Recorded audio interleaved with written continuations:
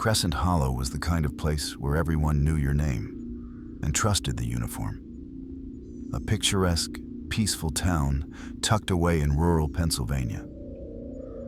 Until women started vanishing, one by one, quietly, without warning. Officer Daniel Royce was a respected man. He'd served the town for nearly 15 years, always the first to respond, always courteous, always present. For many in Crescent Hollow, Dan wasn't just a cop, he was a hero. He helped elderly folks with groceries, walked kids across streets, smiled at church on Sundays. But every predator knows how to blend in. The first disappearance was written off as a runaway. The second? A tragic suicide, though the body was never found. By the third, people whispered. But who could they blame? Dan was the one investigating.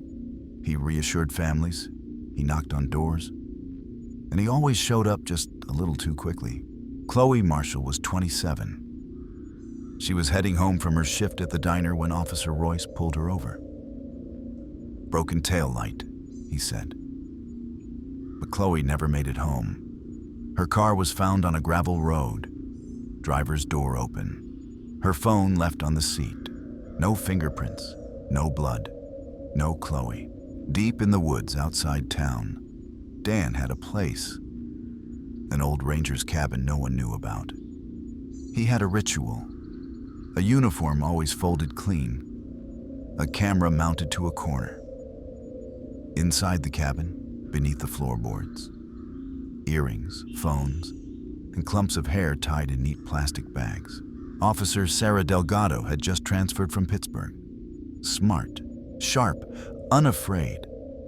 Something about Dan felt off, too rehearsed, too polished. She noticed discrepancies in his reports. Calls logged minutes after they were supposedly made. Victims he interviewed alone. Missing footage from dash cams. Sarah took a risk. She planted a GPS bug under Dan's cruiser. One night, just after 11:42 p.m., he drove straight into the forest. No calls, no radio chatter. She followed, quiet, headlights off, until she reached the clearing and saw the cabin. Inside, she heard screaming. She stormed in. Dan was mid-act, restraining a young woman, duct tape halfway over her mouth. Drop it. Dan turned slowly, eyes wild. You don't understand, he whispered. They were already broken. I just finished them. He lunged, one shot, right between the eyes. Silence. News spread fast. Dan Royce, the town hero, was a serial killer. 7 women, maybe more. His cabin was burned to the ground by someone. No evidence left but char. Sarah was hailed as a savior, promoted, decorated. But something kept her up at night. Months later, late at night, Sarah received a box. No return address. Inside, a flash drive. She clicked play.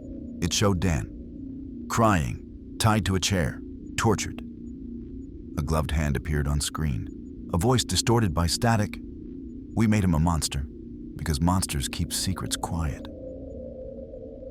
The feed ended with footage from Dan's dash cam the night Chloe vanished, showing her alive, unharmed, being dropped off at a different location.